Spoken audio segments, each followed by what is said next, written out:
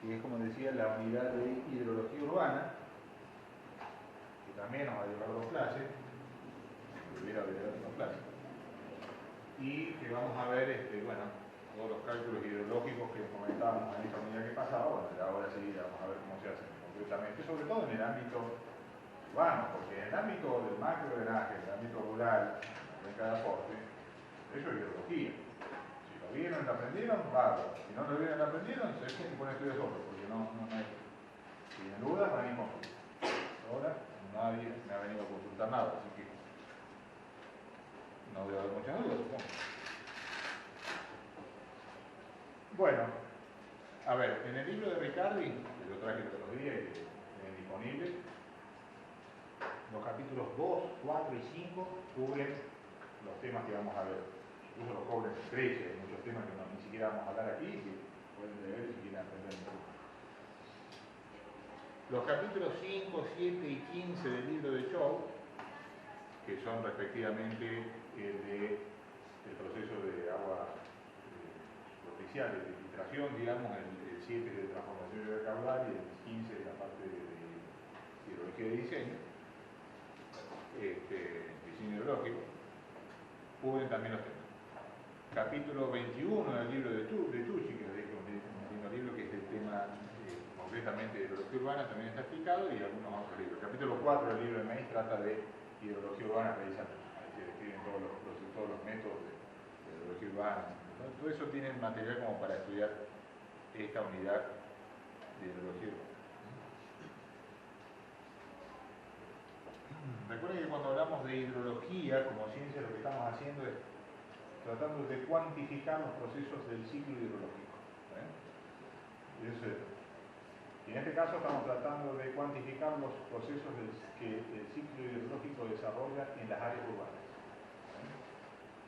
Entonces, una primera cosa que uno puede plantear es un modelo de balance. Esto es la suma del almacén, cuánto entra y cuánto sale de agua, en este caso, en el sistema o volumen de control que es la ciudad. Eso es el balance de agua en las áreas urbanas. Este es el dibujito genérico del ciclo hidrológico a nivel planetario, digamos, a escala general, completo, ciclo completo. Siempre viene bien recordar de qué se trata esto y dónde estamos parados en concreto en este caso. Como buen ciclo, pueden empezar donde quieran. Por ejemplo, pueden empezar en la evaporación. Acá dicen en el océano. Por supuesto que se evapora el agua continental también, pero en proporciones ínfimas frente a la evaporación de los océanos, simplemente por cuestión de superficie. 2/3 del planeta son océanos, o sea que la mayor parte del agua evaporada viene de los océanos. 2/3. Enorme de magnitud. Esa agua que evapora, está en formato gaseoso, digamos, en fase gaseosa, que se eleva por cuestión de densidad, temperatura, y cuando llega a ciertas cotas de la atmósfera, va bajando su temperatura, no es así, hasta que llega al punto que se condensa. Entonces, vuelve otra vez a pasar del estado gaseoso, como vapor de agua, transparente, invisible, transparente, digamos, como cualquier otro gas, como oxígeno, como nitrógeno, a agua líquida a grandes altitudes. Sinónimo, nubes. Eso es agua líquida o eventualmente sólida, a gran altitud, que por eso la vemos, ¿no? Lo que pasa es que está en gotas tan pequeñas, que el efecto gravitatorio es de menor importancia frente a otras fuerzas, la atracción y repulsión molecular, la turbulencia de la atmósfera, etc. O sea, son tan dinámicas que no logran precipitar, a menos que empiecen a coalescer, a unirse, a juntarse entre ellas y tomar masa. Se juntan de alguna forma, por algún motivo, forman una gota. Y cuando la gota es suficientemente grande, ahora sí la gravedad es suficientemente poderosa como para generar la precipitación. ¿Qué puede ocurrir en el propio océano? Dos terceras partes o 2/3 de probabilidad de que ocurra así, o bien sobre el continente. Y ahí empieza la historia que nos interesa a nosotros. Porque esa precipitación que cae en la superficie continental, bueno, tiene varios caminos. O se infiltra, es decir, pasa a formar parte del flujo subsuperficial, y eventualmente pasa a formar parte del flujo subterráneo, La diferencia es que esto es flujo, esto es suelo no saturado y esto es suelo saturado. Es decir, acá hay aire, agua y suelo. Acá hay agua y suelo, no hay aire. No hay manito. O escurre. Aquí hay un vientito, escurre. ¿Está bien? Ese escurrimiento eventualmente llega a otros cuerpos de agua continentales o al propio mar. ¿No? Depende. Si es una cuenca arreica o no. Endorreica o exorreica.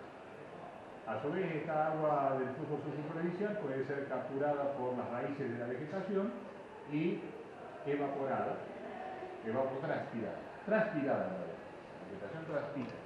¿No? Pero además la parte del suelo, que no está cubierta por la propia vegetación, evapora. Es muy difícil separar los dos procesos, todos juntos. Se habla de la evapotranspiración, como un conjunto. Eso vuelve a la atmósfera. Por de agua otra vez o eventualmente como agua líquida o sólida en las grandes altitudes. Y en medio de todo esto está nuestra ciudad. Y ahí es donde ponemos la lupa en esta unidad. Ese dibujito, que se enseña desde la primaria, tiene su equivalente en términos de procesos hidrológicos, o un esquema, un diagrama de flujo, digamos, como sería aquí, ¿no? Pero ahora haciendo, digamos, foco en la parte superficial, es decir, en el continente, o en la parte de las tierras emergidas, bueno, vemos una parte del ciclo. O sea, acá empieza la precipitación. ¿Sabes? Parte de la lluvia precipitada es interceptada por la vegetación. Fíjense que ahora, como puse la lupa acá, ahora veo un montón, veo procesos que antes no veía a esa escala. Uno es la intercepción vegetal. ¿Qué es la intercepción vegetal? Esa precipitación que cae y que antes de llegar al suelo se es interceptada, el nombre, por la vegetación, por el follaje de la vegetación, las hojas. Esa gota puede tener dos caminos. O queda en la hoja y eventualmente evapora, o eventualmente escurre, ya sea por la hoja o ya sea por el fuste, por el tallo de la vegetación y llega al suelo.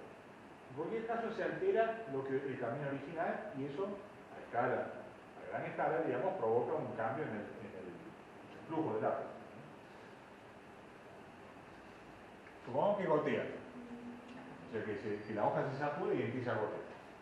Entonces, ya sea esa gota que cae de la hoja, o ya sea la lluvia que cae directamente, que no es interceptada, llega a la superficie.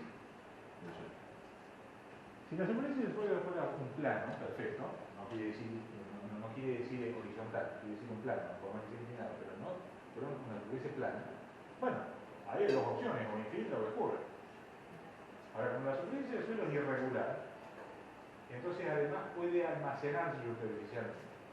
Es decir, pequeñas depresiones son los lugares donde en primer lugar el agua se empieza a encharcar. ¿Está bien? Que eventualmente también se va a infiltrar, se va a evaporar o va a escurrir. Pero otra vez, con otra dinámica, con otros tiempos. Porque esas pequeñas depresiones, que estamos hablando de depresiones que cuentan un centímetro y una superficie de cientos de centímetros cuadrados, multiplicadas por millones, generan una alteración de ese proceso hidrológico, de escurrimiento. Ni hablar de aquellos almacenamientos superficiales que se dan en superficies impermeables, superficies rocosas, por ejemplo, donde esa parte queda excluida del flujo superficial. Solamente puede salir por evaporación, por el tiempo. Entonces el escurrimiento superficial, en primer lugar, se da en forma mantiforme. ¿Qué significa eso? Es una lámina de agua muy pequeña, de algunos pocos milímetros nada más, muy poquitos milímetros, que escurre en forma generalizada, o sea, no está concentrada como en un canal con un escurrimiento, digamos, con una alineación definida, sino que es generalizada. ¿Sabes? Si ustedes tuvieran que decir, ¿por dónde pasa el agua? Y pasa por todos los lugares, se está moviendo simultáneamente. Ese es el movimiento primigenio original del agua en las cuencas. Nosotros vamos a estudiar con mucho detalle la separación entre este flujo mantiforme y el flujo encauzado que luego sigue, porque tiene mucha importancia en el análisis hidrológico de las cuencas urbanas. otra vez, ahí aparece una diferencia con la hidrología clásica, donde normalmente, cuando habla de cuenca, habla de, digamos, todo el proceso como conjunto. ¿Está bien? Mientras que acá, como estamos viendo, vamos a verlo con un sumo detalle esto, vamos a tener que distinguir entre el flujo mantiforme inicial de la cuenca, también llamado laminar, pero no laminar en términos de número de Reynolds, que se quiere hablar de hidráulica, sino de lámina, una lámina muy pequeña de flujo. De hecho, posiblemente ese flujo laminar sea laminar en términos de Reynolds también, porque realmente al ser tan baja la profundidad del flujo, es decir, al ser la escala de longitud tan pequeña, aún cuando el agua tenga tan baja viscosidad, aún sigue siendo laminar por eso. ¿Me explico lo que digo? Pero ese es el número Reynolds del fenómeno, sería velocidad por H sobre viscosidad. Ese sería el número de Reynolds, que sería pequeño por la lámina que es pequeña. Esa agua superficial se infiltra, parte de ella se infiltra, y pasa a formar parte del almacenamiento de humedad del suelo. Esta es lo que se llama la capa, ¿no? La zona no saturada del suelo. La zona no saturada es aquella parte donde coexisten la matriz del suelo, el grano del suelo, el agua y el aire. Eso se llama no saturado. ¿Sabes? Entonces ahí hay dos opciones. O esa humedad del suelo es relativamente baja, con lo cual el agua queda adherida básicamente a la matriz del suelo por tensión superficial, por fuerza de adhesión de tensión superficial, o el agua del suelo suficientemente, el contenido de humedad de agua en el suelo es suficientemente grande como para que aparezca lo que se llama agua libre. Entonces, ahora hay una fracción de esa agua que no logra ser retenida por la tensión superficial, por la capilaridad, y empieza a escurrir hacia donde se baja, por supuesto. ¿Está bien? Y ahí se genera lo que se llama la recarga o la percolación. El pasaje de esa agua, de ese medio no saturado a un medio saturado, que es el tubo subterráneo, los acuíferos. En primer lugar, el acuífero libre o, digamos, la napa freática. ¿Está bien? Ahora bien, esa agua en la zona no saturada puede seguir otros caminos aparte de la recarga. Puede exfiltrar, es decir, puede volver otra vez a la superficie. Por dos caminos. Uno, porque la topografía hace que de repente el agua vuelva otra vez a emerger. Eso es característico de las vertientes de la sierra.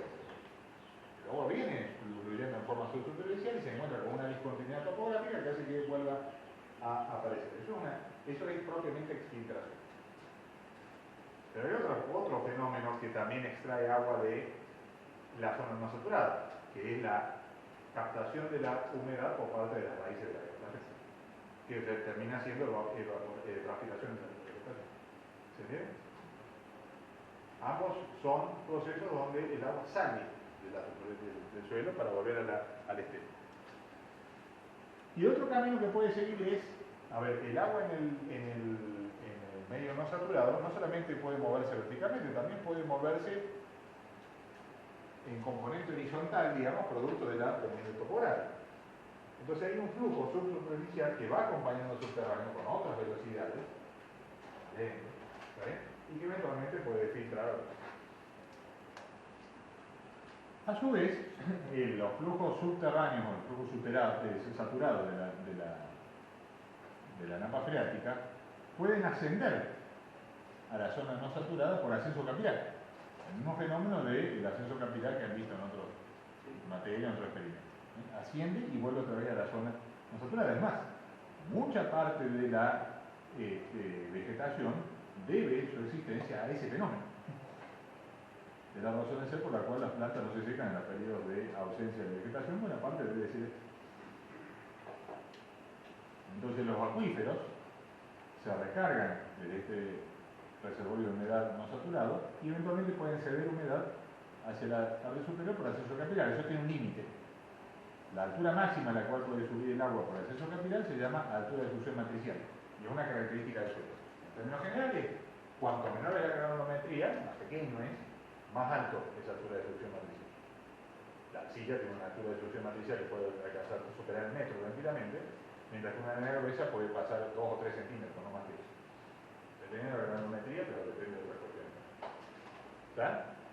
Ahora bien, los movimientos del agua en el cuerpos saturados del acuífero no solamente son verticales, también son horizontales debido a que este acuífero normalmente está limitado inferiormente por una capa impermeable, por ejemplo un techo de roca, o bien por un manto mucho más impermeable que el que está circulando, que puede ser un manto de arena y de que abajo tiene un manto de arcilla. A los fines prácticos sigue siendo lo mismo, una zona con una muchísimo menor conductividad hidráulica que la parte superior.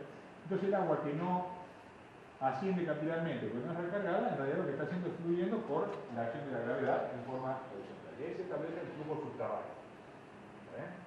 Área de trabajo de los geólogos, aunque, digamos, se rige por las mismas reglas de la hidráulica que han ido aprendiendo. Y tanto este escurrimiento subterráneo que eventualmente llega a la superficie, generalmente por las condiciones topográficas, el escurrimiento superficial directo o el escurrimiento subsuperficial conforman el escurrimiento causado, es decir, el flujo en las cuencas rurales de los ríos y arroyos. Esto es lo que produce las crecidas y esto es lo que produce el flujo base, el caudal permanente en este área. Pero creo que a esta le falta toda la parte donde el agua vuelve al mar, se evapora, es la parte que nos interesa a nosotros. Cada uno de esos procesos se describe mediante un modelo hidrológico. Y un modelo hidrológico, un sistema de un conjunto de ecuaciones que tratan de cuantificar cómo es ese proceso. Por ejemplo, ¿cuánto de la lluvia caída se infiltra? Bueno, que de establecer un modelo hidrológico de infiltración para eso. ¿Cuánto del agua que ingresa a la zona no saturada percola o recarga el acuífero? Bueno, también hay que establecer un modelo para poder predecir eso. ¿Está bien? O sea, cada uno de esos procesos tiene un modelo. ¿Cuánto del agua que precipita es interceptado por la vegetación? También hay un modelo para ello. Hay varios. ¿Está bien? Combinar todos esos modelos, esas ecuaciones, genera un modelo hidrológico que permite reproducir esta parte al menos del ciclo. Ahí están los procesos: intercepción vegetal, almacenamiento superficial, infiltración y, por supuesto, la generación del escurrimiento. ¿Cómo se transforma esa precipitación efectiva, digamos, que no es infiltrada, que no es interceptada, etcétera, en escurrimiento superficial? Ahí se ve la figurita de cómo se va disgregando o, digamos, separando la precipitación. En primer lugar, conceptualmente, ¿no?, la intervención vegetal.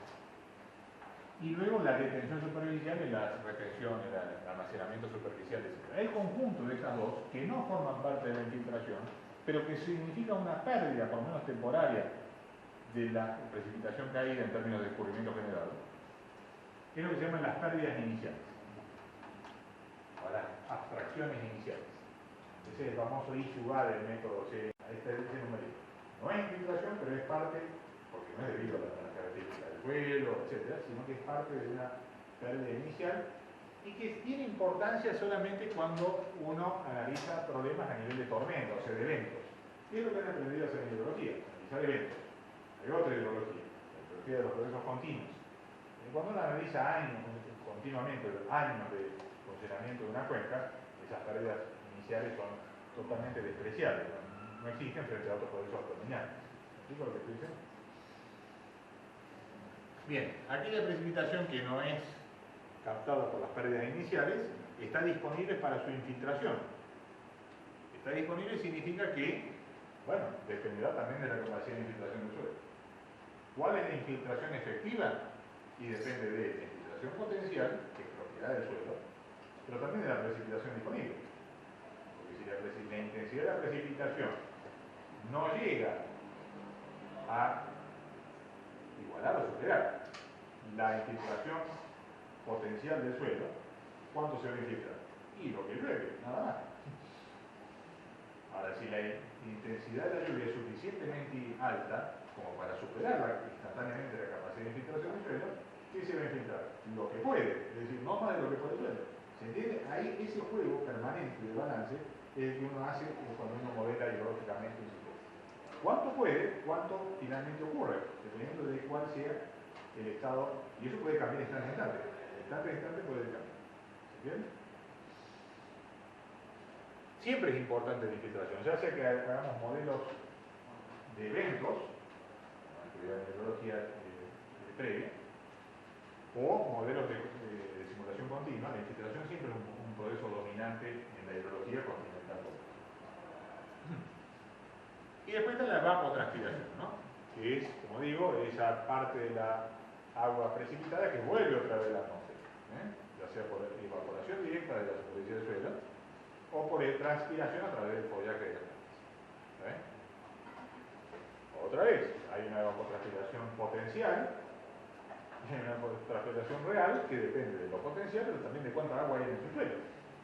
Porque si el suelo está seco, por más que la evapotranspiración potencial sea muy grande, la evapotranspiración real es de cero. No hay agua para evapotranspirar, no existe. Ese balance siempre está presente. Este proceso que ustedes seguramente en hidrología han dicho, bueno, esto lo vamos a despreciar porque no es importante, y eso es cierto para eventos. La evapotranspiración no juega un rol significativo de ningún modo en los eventos. ¿Por qué? Por los tiempos. Porque el tiempo de respuesta, la evapotranspiración actúa a lo largo del año. Sus eventos duran horas o en el mejor caso días. La evapotranspiración es despreciable. Ahora, cuando uno simula o hace simulación continua del proceso hidrológico, la evapotranspiración es uno de los dos procesos fundamentales. Esa parte de hidrología que no han visto, corresponde que vean una materia previa, tampoco lo vamos a ver aquí, pero simplemente lo que estoy diciendo es que ten en cuenta que hay otros procesos que se vuelven fundamentales en otras escalas de tiempo.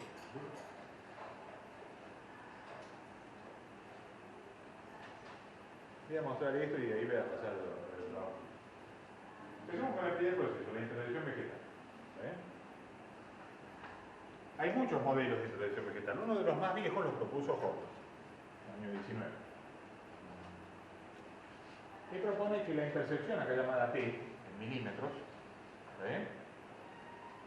sea una función de la propia precipitación, P, a través de esta forma que tiene cada año, donde A, B y N son los parámetros del modelo.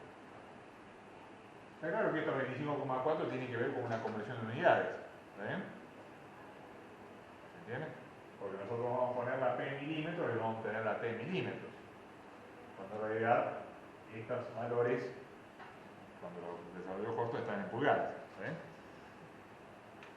De hecho, si van a usar PT y P en pulgadas, deberían sacar los dos números que están acá. Lo interesante es que los parámetros siguen siendo lo mismo cualquiera sea el sistema de números. ¿Está claro? Bueno, ¿y de qué dependen los parámetros del modelo de intercepción de Horton? Por supuesto, de la cubierta vegetal. No es lo mismo lo que intercepta un frutal, un bosque de fresno, un bosque de haya, un sauce, un abeto, una chaucha, trébol, forraje, maíz. Cada uno tiene su correspondiente terna de parámetros A, B y N. Entonces, ¿cómo funciona esto? Dado un área determinada, supongo que es homogénea su cobertura, buscamos acá lo que más se nos parece, elegimos los tres parámetros, vamos aquí. ¿Cuál es mi precipitación? Tanto. Como la precipitación obtengo la correspondiente intercepción. Si uno lo grafica esto en función de la precipitación, tiene esta forma. Y es bastante razonable que sea así. Cuidado que esto está puesto como porcentaje de la lluvia. Si yo lo pusiera como milímetro, sería siempre creciente, o tendría una constante. Pero puesto como porcentaje de la lluvia, o sea, como porcentaje de la precipitación, esto tiende a caer. Cuanto más grande es la precipitación e igualdad de cobertura vegetal, proporcionalmente menos intercepta. O sea, más es lo que va a ocurrir directamente a la superficie. Eso es bastante intuitivo. Y de hecho se comprueba experimentalmente. Fíjense acá hay unos datos experimentales, un lindo experimento de intercepción, para dos tipos de superficie: repollo colorado de la línea continua y pasto de la línea de paso. Y los puntitos son los datos con los que se construyen las curvas, que por supuesto tienen una gran dispersión porque son datos experimentales como característicos de los procesos hidrológicos. Pero fíjense que eso corrobora, eso se comprueba experimentalmente. O sea que en aquella superficie donde yo necesite considerar la intercepción, digamos, por su importancia relativa, bueno, puedo recurrir a este modelo de Horton. Hay otros más sofisticados, basta con esto. ¿Preguntas?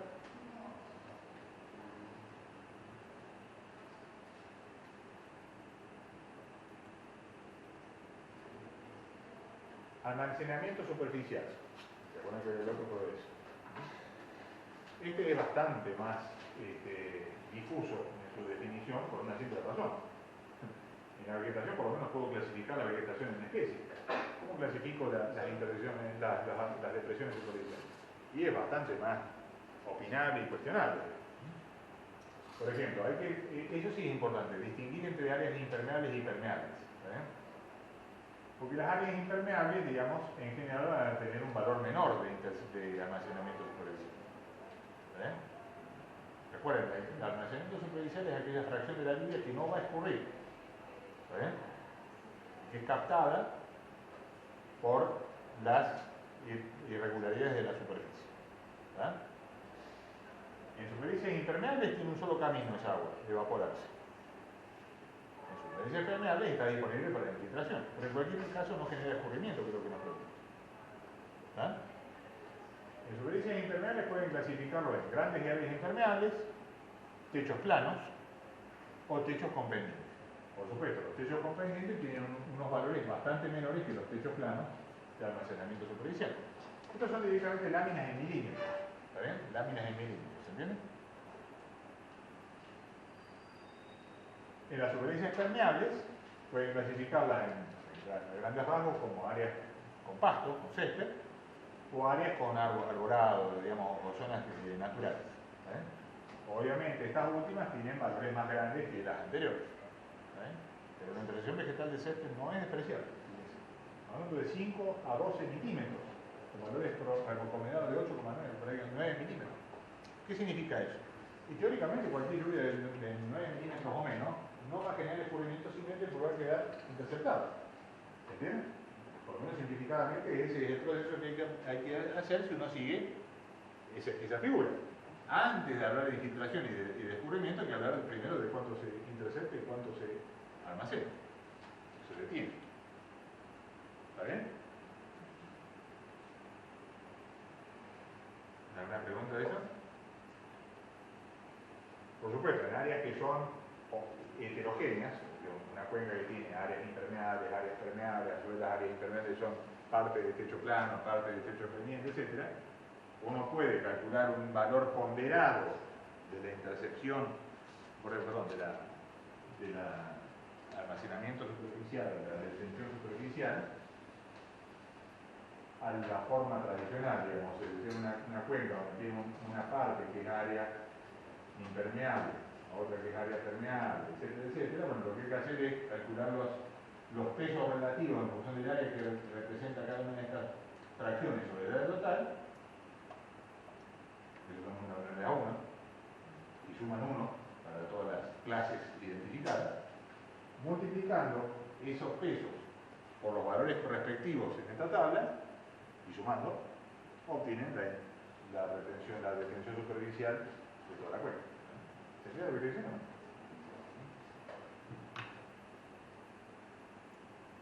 Bueno, y acá quiero parar porque lo que vamos a ver la clase que viene es los dos procesos dominantes, que son la infiltración y la generación del escurrimiento. ¿Está bien? Y eso sí, quiero tomar el tiempo necesario porque va a ser así. Pero bueno, queríamos arrancar un poquito con la unidad 3. ¿Alguna pregunta? A ver. Bueno. Entonces, si no hay nada, lo que voy a hacer ahora es continuar con mi ejemplo de proyecto. La clase pasada habíamos quedado en esta transparencia donde yo les esquematizaba los pasos en el desarrollo de ese proyecto final. Le decíamos que va a haber una primera parte que es el análisis, y ahora pueden asociar esto a lo que vimos al final de la primera parte de la clase, antes de irnos a la pausa. ¿Está bien? Comentaba con esos 3 diagramas. Ahora una primera parte que es el análisis del macrodrenaje y propuesta de mitigación. Y análisis hidrológico del lote en condiciones actuales. ¿Se acuerdan? Condiciones actuales, que son las que tengo que reproducir al final del proyecto. Eso, como digo, no es algo que yo vaya a explicar en detalle aquí porque se trata de una materia previa. Hidrología biológica, pero hidrología concretamente. Sí que lo voy a ir mostrando en el ejemplo que lo voy a hacer ahora enseguida, ¿Cómo lo he ido implementándolo en un ejemplo concreto parecido al que ustedes van a trabajar? ¿Está bien? Ahora, el cómo, bueno, si tienen dudas, pueden preguntar. Ustedes terminan, no tengo problema. Pero esto no es ideología, es ideología urbana. Después vendrá la parte del diseño del loteo, eso ya me han aclarado, eso es el diseño arquitectónico de urbanismo. Y después vendrá la parte del diseño de obras, de análisis hidrológico del lote urbanizado, y diseño de las obras, que eso sigue hidrología. Entonces vamos a comenzar por esa etapa 1. Etapa 1. Objetivo 1. Análisis del macro de drenaje y propuesta de mitigación. Esto se trataba de identificar la cuenca de aporte del macro de drenaje a mi loteo, cuantificar los descubrimientos que esa cuenca va a producir y gestionar el escurrimiento para evitar que ingrese a mi loteo, o si ingresa, que circule a través del loteo en forma disciplinada, ordenada, y no en forma desorganizada. ¿Me entienden? Resolver de alguna forma ese tema es crucial. Aspectos a considerar. Delimitación de las, más de uno, cuenca de aporte al predio. ¿Estamos de acuerdo? Tengan en cuenta para eso, sobre todo en la zona de llanura, todas las cuestiones que hemos dicho que van más allá de lo puramente topográfico. Topográfico, por supuesto, es lo de base, pero en la llanura hay otras características, incluso de origen antrópico, que alteran esa delimitación de la cuenca puramente topográfica. Estimación del diagrama de crecidas y su caudal tipo, por los métodos que hayan aprendido en hidrología. Diagrama unitario, por ejemplo. ¿Está bien? Más un modelo de pérdidas o de infiltración. Usamos el periodo de retorno de 50 años para el diseño de esas obras de gestión del escurrimiento, de canales, etcétera, lo que haya que hacer para, digamos, proteger nuestro lugar. ¿Está bien? Lluvia de diseño. Bueno, una opción es que usen el portal de lluvia. La otra opción es que usen el modelo DIC. Ambos son válidos porque, como les digo, los ejemplos que van a tener, y el que voy a hacer aquí también, son de la provincia de Córdoba, o sea que está disponible ambas tecnologías. En las otras provincias ya hay. Diseño de las obras de protección. Canal o canales de guarda o canales de alivio. ¿Se acuerdan que había dos estrategias? Una era, si te das cuenta, o rodeo mi lote con canales y después hago que el agua escurra y por lo tanto lo aíslo hidrológicamente, o bien, bueno, atravieso mi loteo, pero en forma ordenada, separando esa área de las áreas a urbanizar. Ambas o una combinación de ellas puede ser la solución. Entonces esos canales hay que diseñarlos hidráulicamente.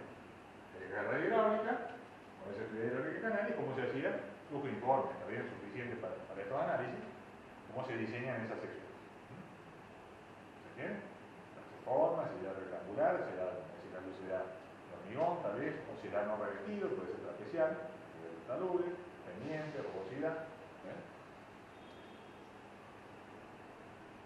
¿Estamos aquí? Objetivo 2, siempre dentro de esta primera etapa, que es por donde tienen que empezar ustedes. Análisis hidrológico del lote, condiciones actuales. O sea, condiciones actuales, como van a ver en todos los casos, en este también, estamos hablando de una superficie no urbanizada, una superficie rural. Por lo tanto, no difiere mucho más que el tamaño de lo que son las condiciones del macro drenaje. Una zona parecida, una zona rural, digamos, donde tiene una superficie totalmente permeable. ¿Me explico? Bueno, acuérdense que el objetivo de esto es generar el diagrama de descarga de esa, ahora sí estamos viendo solamente el lote, pero en las condiciones actuales, es decir, no urbanizadas. Acuérdense que ese diagrama de descarga en las condiciones actuales nos va a servir de base para definir el caudal tipo que no debo superar con las obras de miloteo y las obras de amortiguamiento correspondientes. ¿No? Por eso es tan importante esta etapa. Eso define la línea de base con la que tengo que desarrollar mi proyecto. ¿Pregunta? Aspectos a considerar. delimitación de las cuencas del predio, claro. O sea, yo estoy mirando el predio como una sola cuenca, pero puede ser que no sea. Hay que ver la topografía, la topografía tiene una parte de agua ahí y tiene dos cuencas. No sé, dos cuencas. ¿Está bien? Eso depende del caso. No puede ser una sola cuenca. El punto es que yo me haya asegurado de aislar hidrológicamente mi lote de la cuenca del macrodrenante, con las obras de la etapa anterior, del objetivo anterior. Porque si no hago eso, estoy mezclando dos problemas de escala muy diferentes. Lo que me puede pasar, o le puede pasar a la gente que vive ahí, es que el agua del macrodrenaje pase a formar parte del sistema menor, o sea, del escurrimiento a través de cunetas, etc. ¿Saben? Eso es lo que justamente queremos evitar con esas obras de gestión del escurrimiento del macrodrenaje. La limitación de las cuencas del predio, otra vez, si es una zona de llanura habrá que tener sus particularidades, aunque suele ser un área pequeña, entonces ahí, por ahí es más topográfica la cosa. Estimación del diagrama de crecidas y su caudal pico. Hablando de las condiciones actuales. Vamos a trabajar con varios periodos de retorno. ¿Por qué? Porque cada uno de estos periodos de retorno tiene, como veíamos en una transparencia antes de una pausa, una